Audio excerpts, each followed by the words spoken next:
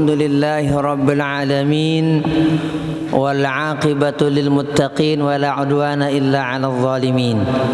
Allahumma salli wa sallim ala sayyidina wa habibina wa syafi'ina wa qurrati a'yunina wa maulana Muhammadin wa ala alihi wa sahbihi ajma'in, amma ba'du.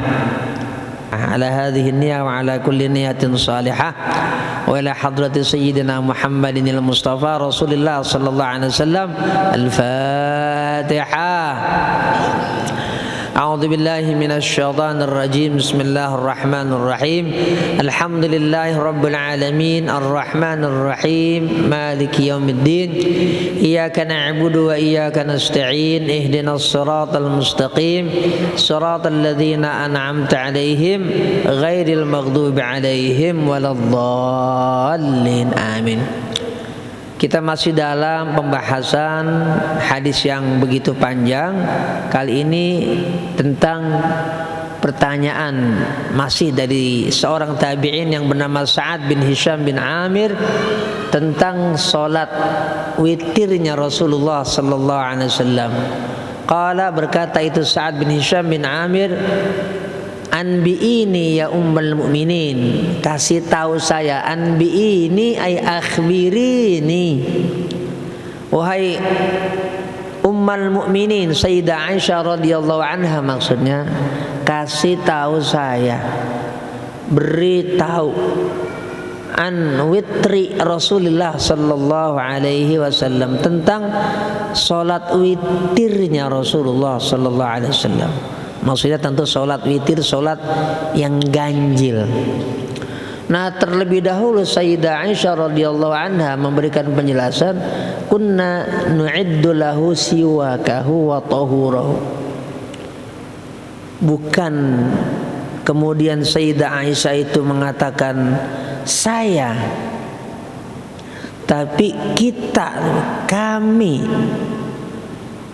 menyediakan buat Rasulullah sallallahu alaihi wasallam siwak beliau, perlengkapan bersuci beliau, termasuk air beliau dan juga lain-lain. Nah, yang harus kita ketahui dalam sirah nabawiyah, dalam sejarah hidup baginda Nabi Muhammad sallallahu alaihi wasallam, Rasulullah ini bukan sosok yang manja. Sampai kemudian Sayyidah Aisyah mengatakan, kami mempersiapkan ini dan itu buat Rasulullah sallallahu alaihi wasallam. Kita membaca misalnya dalam kisah Maulid Nabi Muhammad sallallahu alaihi wasallam.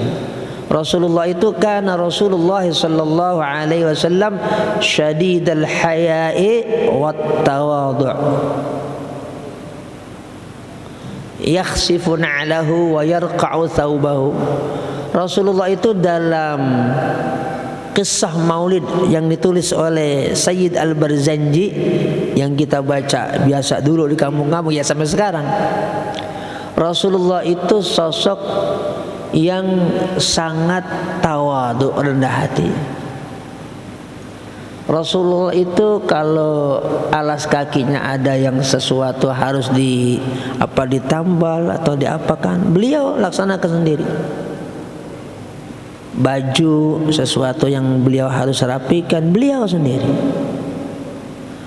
Nah, kalau kita membaca dalam sejarah hidup Nabi Muhammad sallallahu alaihi wasallam, ada sahabat Abu Hurairah,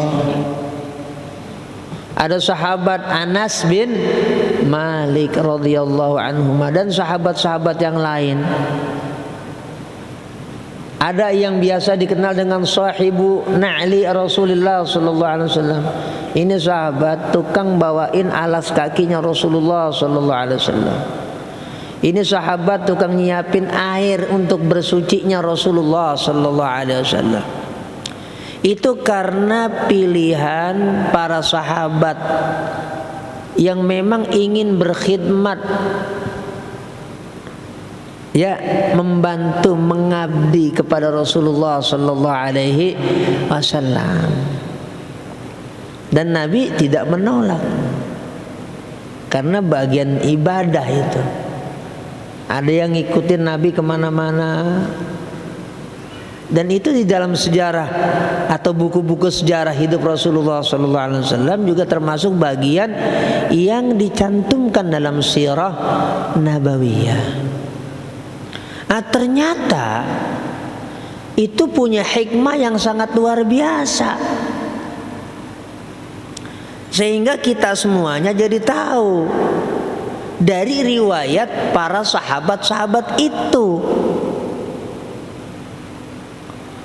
bagaimana kemudian pola safarnya, bepergiannya Rasulullah Sallallahu Alaihi Wasallam, kemana Nabi kemudian baca doa apa, kegiatannya apa. Kemudian kita jadi bisa ngikutin. Oh, kalau sunnah-sunnah safar tuh begini, kewajiban-kewajiban safar tuh begini. Kalau ketika safar baiknya, sunnahnya, bagusnya kita melakukan ini dan itu. Kan semuanya ada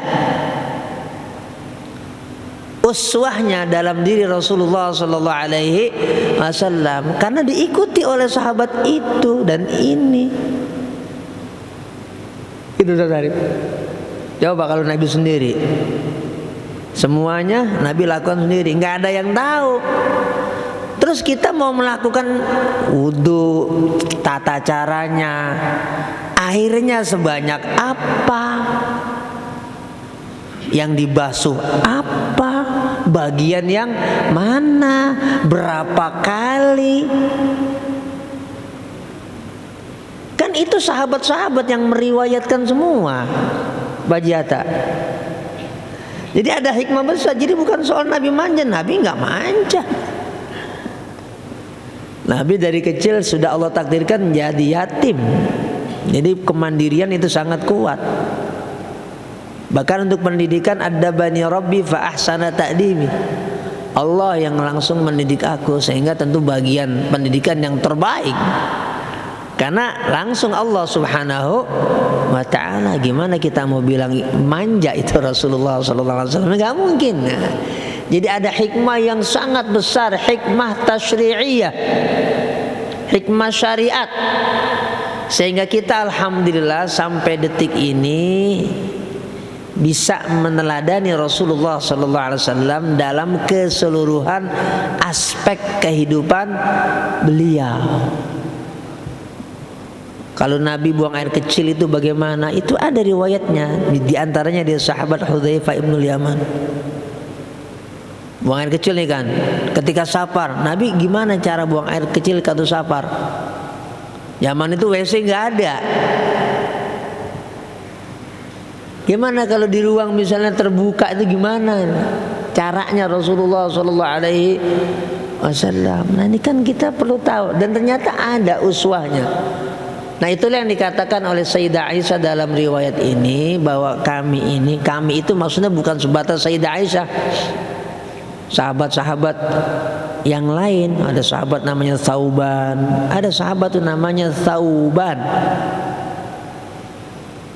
Itu juga yang ikut berkhidmat kepada Rasulullah Sallallahu Alaihi Wasallam, dan juga ikut meriwayatkan hadis-hadis dari Rasulullah Sallallahu Alaihi Wasallam. Malah sahabat-sahabat yang masuk kategori yang berkhidmat itu kepada Rasulullah Sallallahu Alaihi Wasallam, kita baca itu riwayat-riwayatnya. Nah seringkali berkaitan dengan masa depan. Sahabat-sahabat yang suka nyediain ini, nyediain itu, kesehariannya.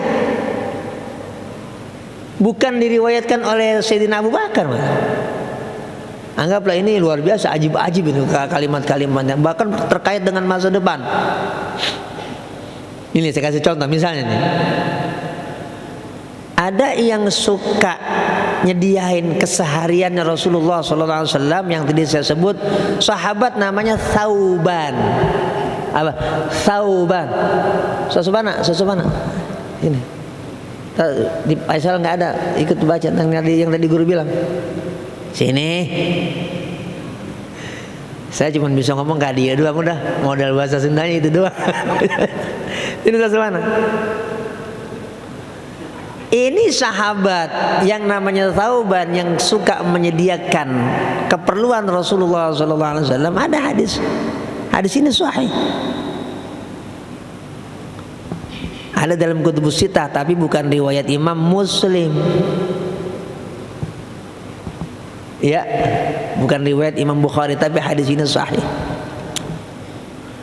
Jadi Nabi pernah bersabda di depan sahabat Thauban, anggaplah kita sebut ini ya orang yang berkhidmat, pembantu lah gitu, tapi nggak digaji dan nggak minta gaji. Nabi pernah bersabda dan didengar, kemudian diriwayatkan sampai sekarang kepada kita tentang masa depan. Hadis ini sahih, tidak ada perdebatan di antara para ulama tentang sahihnya hadis ini. Nabi bersabda, yushiku an tada'a alaikumul umam kama tada'al akalatu ila qas'atiha. Kalian boleh jadi, dan itu waktunya nggak lama, kalian itu akan dikepung oleh al-umam, oleh umat-umat. Bahasa Nabi nih. Yushiku itu artinya yaqrubu. Bahasa Ausyaka itu kata, kalau dalam kata Alfiyah masuk bagian af'alul muqarabah. Dalam Alfiyah Ibnu Malik. Sudah dekat itu waktunya, kalian ini boleh jadi akan dikepung, diserbu oleh al-umamu, umat-umat selain umat Islam maksudnya. Nabi bilang kama tada'al akalatu ila qas'atiha, sebagaimana orang-orang yang kelaparan menyerbu makanan. Orang lagi kelaparan, depannya ada ayam bekakak, gara-gara mengajaja. Itu gambaran Rasulullah SAW. Lah sahabat ini yang mendengar sabda beliau yang diriwayatkan oleh orang yang tadi berkhidmat, anggaplah kalau sekarang membantu lah, kaget nanya sama Rasulullah SAW, ya Rasulullah, amin qillatin nahnu yawma idzin, apakah saat itu kita min qillatin, termasuk yang qillah minoritas, yauma idzin ketika itu, pada saat itu? Qala, Nabi menjawab, la, enggak, tidak, bal antum yauma idzin katsir, bahkan kalian saat itu, di zaman itu, katsir, banyak, mayoritas. Ini riwayat pembantu nih. Cuma kata Nabi, walakinnakum, akan tetapi kalian, ghusaun, buih, kagusa isaili, seperti buih aliran air, banyak doang, membumbung tinggi kayak ibu-ibu lagi nyuci, tapi tidak punya kekuatan. Banyak tapi nggak punya power.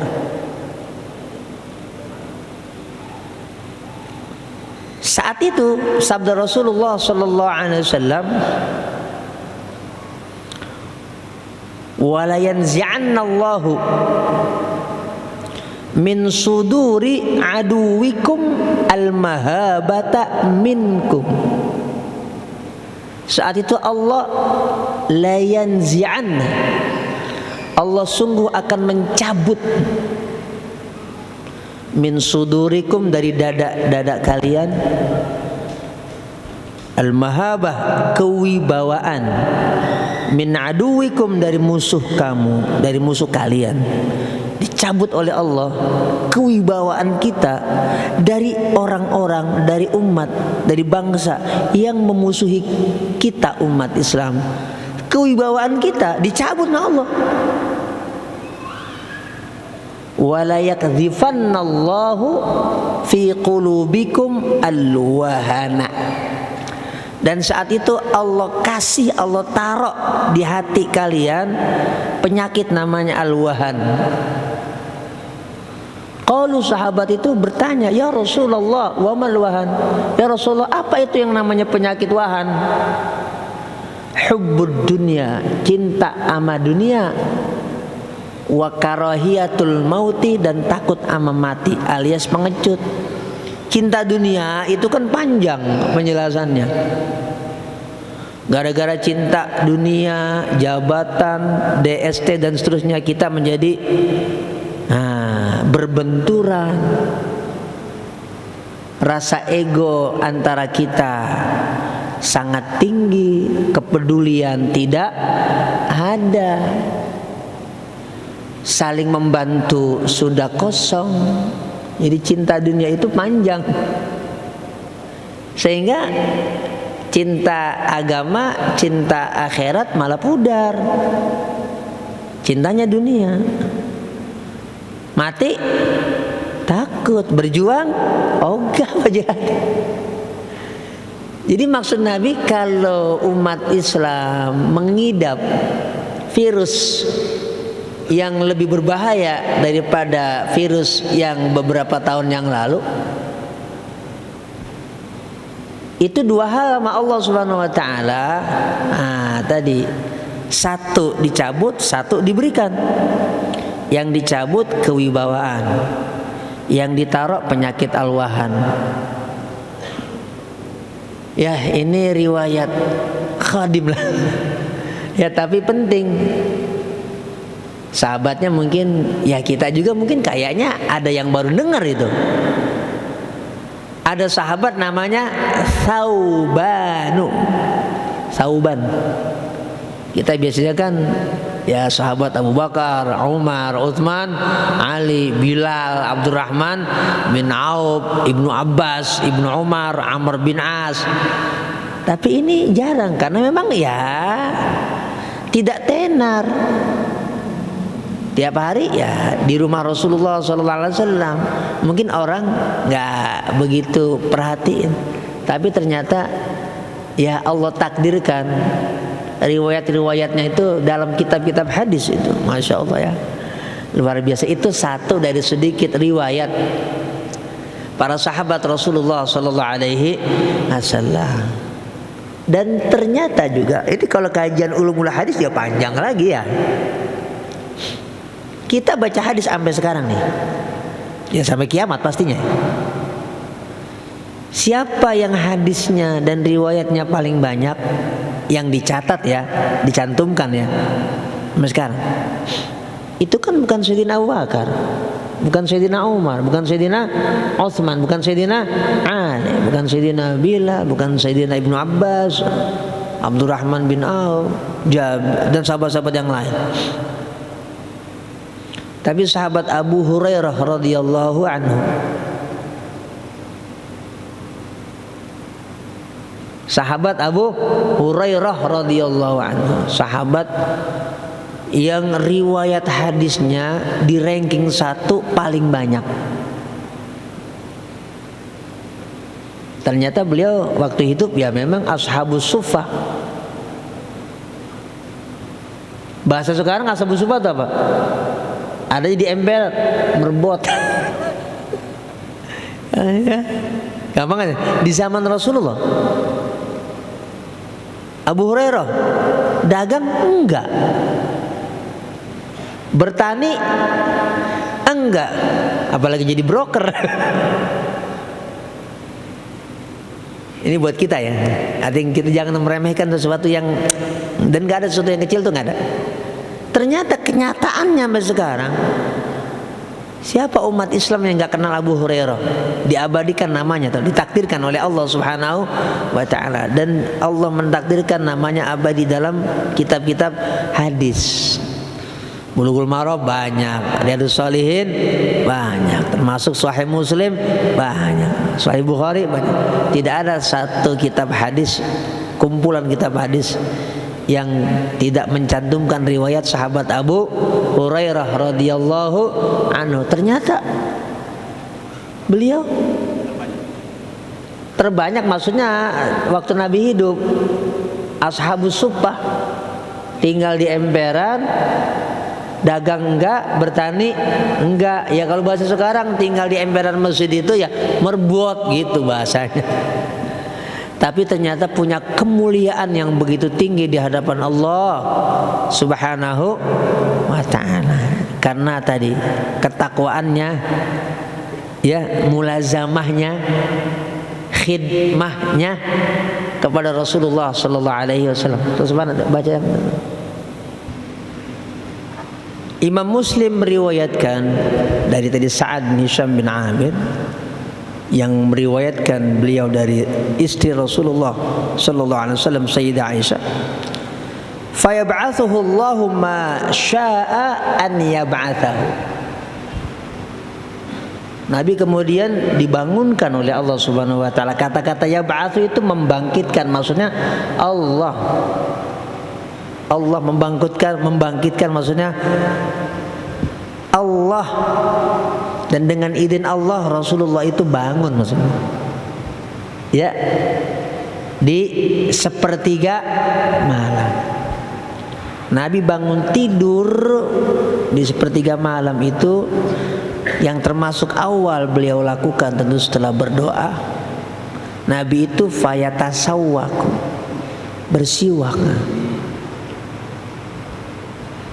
Memang Rasulullah itu yatasawwaku fi kulli halin. Rasulullah itu sering bersiwak di banyak kesempatan dan kondisi. Ada riwayat di dalam kitab Musnad Imam Ahmad, berarti riwayat Imam Ahmad bin Hanbal. Nabi bersabda tentang bersiwak, as-siwaku matharatun lil fami mardatun lirrabbi. Imam Ahmad bin Hanbal meriwayatkan Rasulullah sallallahu alaihi wasallam bersabda, siwak itu matharatun lil fami, mensucikan mulut. Bahasa Nabi ya, bukan membersihkan, bukan nadzafatun lil fami, tapi matharatun. Siwak itu mensucikan lil fami, bagi mulut. Nah, buat wawasan kita juga, kita membaca hadis riwayat Imam Bukhari dan juga Muslim tentang akhir hayatnya Rasulullah sallallahu alaihi wasallam. Itu Pak Jalatif, Rasulullah itu di detik-detik terakhir mau wafat nih, itu minta siwak sama Sayyidah Aisyah. Nabi itu menjelang detik-detik terakhir wafat, detik terakhir wafat.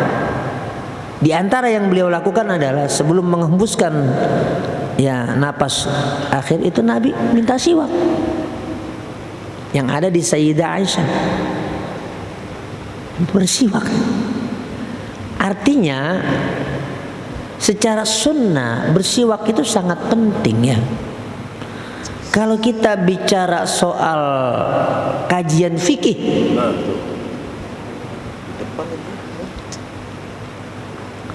ini pakai apa? Sikat gigi. Apakah bagian bersiwak masuk kategori membersihkan gigi atau bersiwak, tasawwak? Itu kalau penjelasan fikih masuk. Bahkan dengan apapun masuk bersiwak. Kenapa? Semangatnya kan membersihkan gigi. Dengan apa aja? Bicara kajian dan nalar ilmu, namanya ilmu fikih.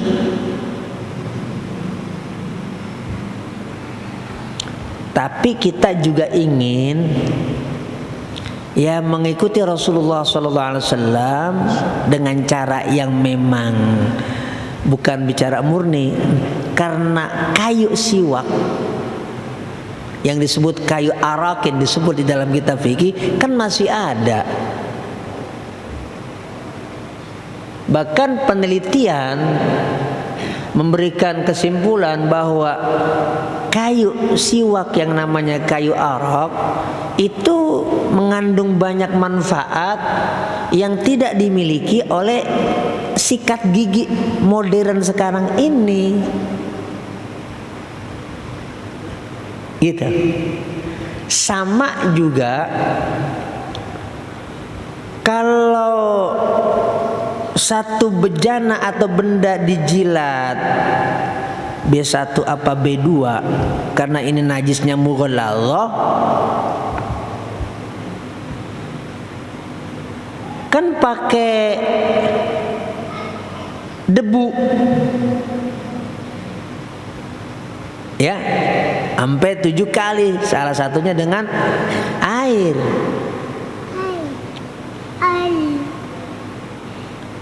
Apa nggak diganti aja sih pakai sabun?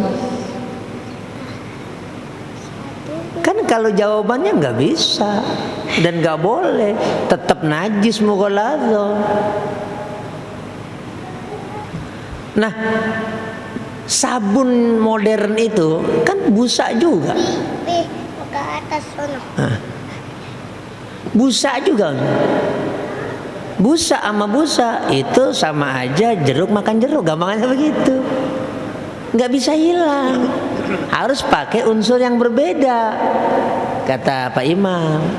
Jadi secara ilmiah apa yang dulu dilakukan dan disabdakan oleh Rasulullah SAW itu bagian mukjizat hadis secara ilmiah.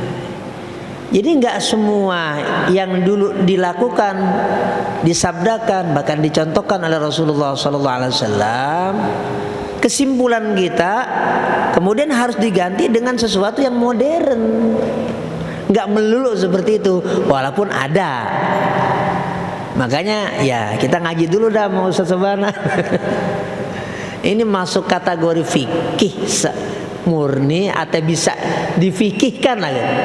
Atau emang ini kita harus saklek, ya harus ini nggak boleh diganti ini, ya nggak boleh diganti dengan sabun. Ada memang, ada yang boleh, ada yang memang harus. Nah itu tentu bagian sudah dibahas secara panjang lebar oleh para ulama. Nah, kalau Nabi dulu bersiwak pakai apa? Pakai ya tadi kayu arok namanya. Baru kemudian Rasulullah SAW berwudu karena beliau ingin melaksanakan sholat malam. Nah, sholat witirnya Rasulullah SAW ini yang mungkin jarang kita dengar, tapi di kita juga udah ada yang dengar. Nabi itu sholat sampai 8 rakaat tanpa salam.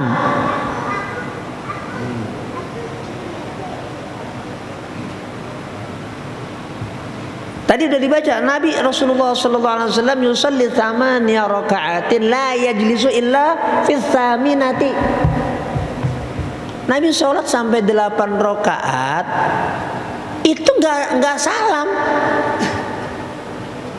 Di 8 rakaat itu duduk masuk duduk tahiyat, tapi kemudian lanjut lagi. Gimana kelengkapannya? Malam Rabu depan kita jelasin. Nanti ya mudah-mudahan kita diberikan waktu dan kesempatan kesehatan oleh Allah Subhanahu wa taala. Al-Fatihah.